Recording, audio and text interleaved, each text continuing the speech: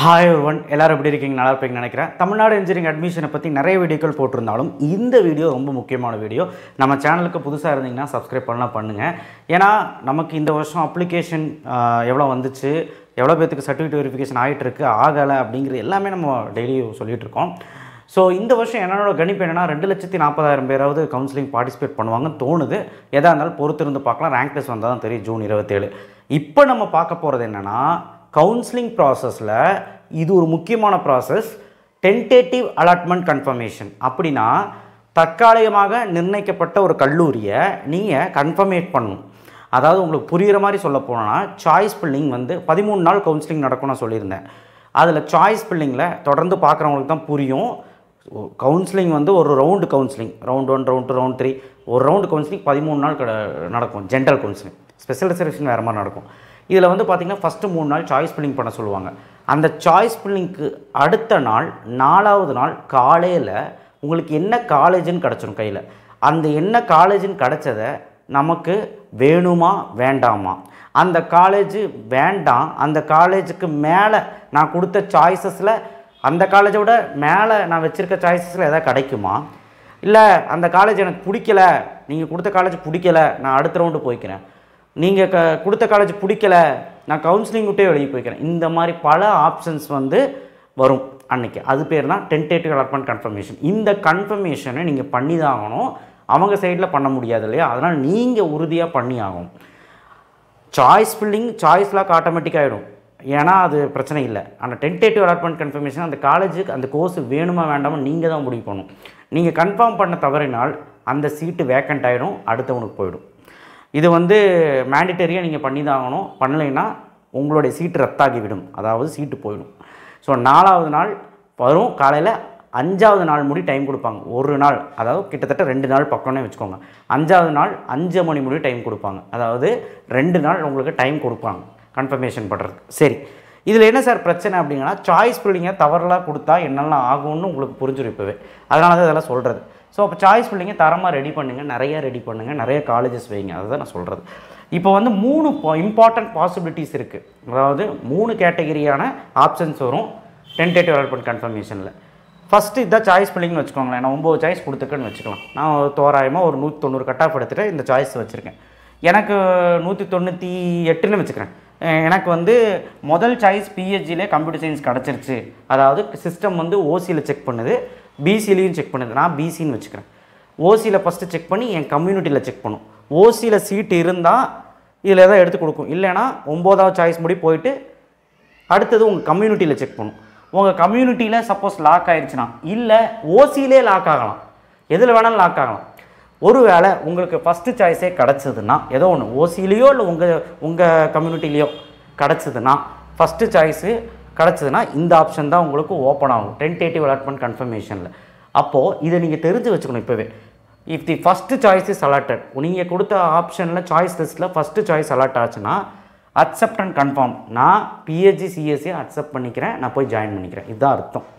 அது அவ்வளோதான், ஒரே முடிவாக நீங்கள் போய் ஜாயின் பண்ணிக்கிறீங்க.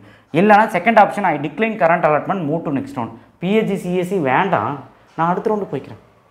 அடுத்து decline current allotment, quit from counselling. PHC CSC வேண்டாம், கவுன்சிலிங் வேண்டாம், நான் குவிட் பண்ணிக்கிறேன், கவுன்சிலிங் விட்டே வெளியே போகிறேன். இதுதான் அர்த்தம். இந்த ஆப்ஷன் தான் ஓப்பன் ஆகும் யாருக்குன்னா, ஃபஸ்ட்டு சாய்ஸே. நீங்கள் 50, 100 சாய்ஸ் எவ்வளோ சாய்ஸ் வேணாலும் கொடுத்துக்கோங்க. ஃபஸ்ட்டு சாய்ஸே உங்களுக்கு கம்ப்யூட்டர் எடுத்து கொடுத்துருச்சுன்னா இந்த 3 சாய்ஸ் தான் எனேபிள் ஆகும். இதில் எது நீங்கள் கிளிக் பண்ணணுமோ அது பண்ணணும். என்னை கேட்டால் எல்லாருமே இதுதான் பண்ணுவீங்க, ஏன்னா ஃபஸ்ட்டு சாய்ஸ் கிடச்சது லக்கு தானே. ஏன்னா ஃபஸ்ட்டு முன்னுரிமை நீங்கள் எது கொடுப்பீங்க, நல்ல சாய்ஸ் தான் வைப்பீங்க. எவ்வளோ கம்மி கட் ஆஃப் எடுத்தாலும் ஃபஸ்ட்டு சாய்ஸ் நல்ல காலேஜ் தானே வைப்பீங்க. அதுக்கு தான் சொல்கிறேன், மேலே இருக்க காலேஜ் நல்ல காலேஜ் வைங்க, நடுவில் இருக்க காலேஜஸ் ஒரு 10 காலேஜ் உங்களுக்கு கிடைக்கிற மாதிரி இருந்தால் வைங்க, அதுக்கு கீழே இருக்க பார்த்திங்கன்னா கண்டிப்பாக கிடைக்கிற மாதிரி வைங்கன்னு அதுக்கு தான் சொல்கிறேன். சாய்ஸஸும் அதிகமாகும், உங்களுக்கு நாட் அலர்ட்னு வராது. பாருங்கள், அடுத்தடுத்து நான் சொல்கிறேன்.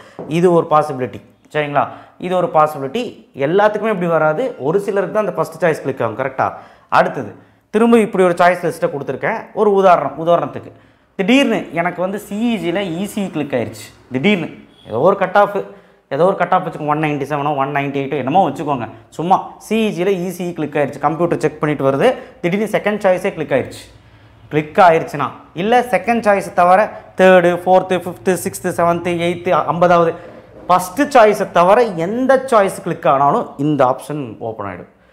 If the allotted choices any choice other than the first choice, first சாய்ஸை தவிர ரெண்டாவதுலேருந்து எந்த சாய்ஸ் அலர்ட் ஆச்சுனாலும் உங்களுக்கு, எந்த சாய்ஸ் அலர்ட் ஆச்சுனாலும் உங்களுக்கு இந்த 5 ஆப்ஷன் ஓப்பன் ஆகும். அதுக்கு தான் சாய்ஸஸை நிறைய கொடுக்க சொல்கிறது. இது பாருங்கள் 5 ஆப்ஷன் ஓப்பன் ஆகுது. I accept and confirm current allotment, அதாவது சிஜிஇசி பிடிச்சிருக்கு, எனக்கு இது கிடச்சிருக்கு, பிடிச்சிருக்கு, நான் சேர்ந்துக்கிறேன், அவ்வளோதான், ஒரே முடிவு. ஐ அக்செப்ட் கரண்ட் அலாட்மெண்ட் நான் ஆப்டட் ஃபார் அப்வர்ட் மூவ்மெண்ட். சிஜிஇசி பிடிச்சிருக்கு, அக்செப்ட் பண்ணிட்டேன், அவ்வளோதான், கவுன்சிலிங் விட்டாலும் வெளியே போக முடியாது, அக்செப்ட் பண்ணிட்டேன். ஆனால் மேலே அப்வர்டில் பிஜிஇசி இருந்தால் கொடுங்கப்பா, எனக்கு இது கிடச்சனால சொல்லிகிட்டு இருக்கேன். ஒருவேளை 6வது சாய்ஸ் கிடைக்குதுன்னு வைங்களேன், 6வது சாய்ஸ் கிடைக்குதுன்னா ஐ அக்செப்ட் கரண்ட் அலாட்மெண்ட் அப்போர்டு கொடுத்துட்டிங்கன்னா, அப்போர்டு கொடுத்துட்டிங்கன்னா மேலே தியாகராஜா, சிஇஜி, பிஹெச்சி இந்த காலேஜில் ஏதோ ஒரு காலேஜ் கிடைக்குமா அப்படின்னு பார்ப்போம். மேலேருந்து செக் பண்ணிட்டு வரும். சரிங்களா, அப்போர்டு மூமெண்ட்டு அக்செப்ட் பண்ணிட்டேன், ஒருவேளை ஆர்இசி கிடச்சா அக்செப்ட் பண்ணிவிட்டு நான் மேலேருந்து செக் பண்ணிட்டு வரும். சரிங்களா, அப்போர்டு மூமெண்ட்டுக்கு. ஆனால் அப்போர்டில் வேறு எதாவது கிடச்சதுன்னா, ஒருவேளை அப்போர்டில் வேறு எதாவது கிடச்சுன்னா அதுதான் ஃபைனல்.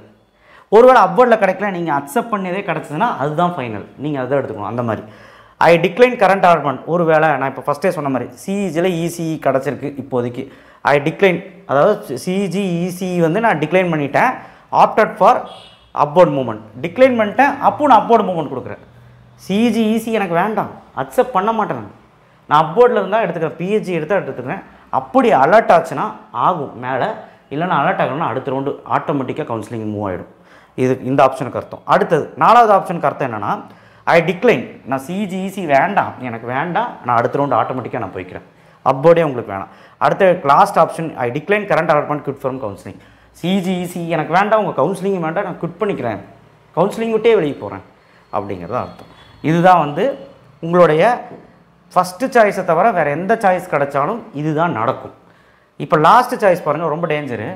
இப்போ நீங்கள் வந்து ஒரு 179 கட் ஆஃப், நான் தோராயமாக சொல்கிறேன், நீங்கள் வந்து சாய்ஸ் பிள்ளைங்க கொடுக்க தெரியாமல் ஒரு 10 சாய்ஸ் கொடுத்துருக்கேன். இந்த காலேஜெல்லாம் கண்டிப்பாக கிடைக்காதுன்னு உங்களுக்கே தெரியும். சிஎஸ்சி இசியுன்னு 179 கிடைக்காது. அது தெரிஞ்சு ஒரு பையன் வச்சுருக்கான்னு வச்சுக்கலாம், ஒரு சும்மா. இதில் வந்து கம்ப்யூட்டர் செக் பண்ணுது, ஓசியிலும் செக் பண்ணுது, அவன் கம்யூனிட்டி பிசின்னு வச்சுக்கலாம், சும்மா ஒரு பேச்சுக்கு பிசியில் செக் பண்ணுதுன்னு வச்சுக்கலாம். எதுலேயுமே அவனுக்கு கிடைக்கல, அலர்ட் ஆகலை, சீட் ஆகலாம். If no choice are alert ஆகலைன்னா, if alerted in upward movement I confirm, if not alerted in upward movement I will move to next round. If, அதாவது நீங்கள் கொடுத்த சாய்ஸில் எதுவுமே கிடைக்கலனா திரும்பவும் கம்ப்யூட்டர் வந்து ஒரு 5 நாள் கழிஞ்சு அதெல்லாம் முடிஞ்சு அவன் அப்வர்ட் மூவ்மெண்ட் எல்லாம் கொடுத்துருப்பான், இல்லை கவுன்சிலிங் மட்டும் எவனா வெளியே போயிருப்பான், ஏதாவது வேக்கண்ட் இருந்தால் 13வது நாள் அப்வர்ட் மூவ்மெண்ட் ரிசல்ட் வரும். அப்போ ஏதாவது கிடைக்க வாய்ப்பு இருக்கான்னு தெரியும். அப்போது திரும்பவும் கம்ப்யூட்டர் நீங்கள் கொடுத்த சாய்ஸை மேலேருந்து செக் பண்ணியிருக்கோம், எவனாவது விட்டுட்டு போயிருந்தால் கிடைக்கும், இல்லைனா கிடைக்காது. கிடைக்கலனா ஆட்டோமேட்டிக்காக அடுத்த ரவுண்டு போயிடுவீங்கன்னு தான் அர்த்தம். இதுதான் மீனிங். அடுத்தது ஐ will move to next round, அவ்வளோதான். நீங்கள் இந்த ஆப்ஷன் கிளிக் பண்ணிங்கன்னா அதான் அலர்ட் ஆகலன்னு தெரிஞ்சிருச்சு, சரி நான் அடுத்த ரவுண்ட்லேயே போய்க்கிறேன்ப்பா அப்படின்னு கிளிக் பண்ணுறது, அடுத்த ரவுண்ட் போயிடுவீங்க ஆட்டோமேட்டிக்காக. இந்த ஆப்ஷன் எல்லாருமே மோஸ்ட்லி இந்த ஆப்ஷன் தான் கிளிக் பண்ணுவாங்க. கொடுத்த சாய்ஸில் எதாவது இருந்தால் கொடுங்கப்பா, கிடைக்காதுன்னா நான் அடுத்த ரவுண்டு போயிடும் ஆட்டோமேட்டிக்காக. இது ஆட்டோமேட்டிக்காக அடுத்த ரவுண்டு போயிடும். அடுத்து ஐ குட் ஃப்ரம் கவுன்சிலிங், அவ்வளோதான், கவுன்சிலிங் விட்டு வெளியே போய்க்கிறேன்னு அர்த்தம்.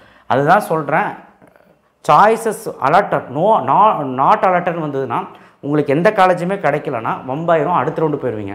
ரவுண்ட் 1 ரவுண்ட் 2 பரவாயில்ல, ரவுண்டு 3காரன் ரவுண்டு 1ல் இருக்கிறவனே ரவுண்ட் 2க்கு வருவான் பாருங்கள், ரவுண்ட் 2ல் இருக்கிறவன் ரவுண்ட் 3க்கு போவான், ரவுண்டு 1ல் இருக்கிறவனே ரவுண்டு 3 வந்த கொடுமையெல்லாம் இருக்குது.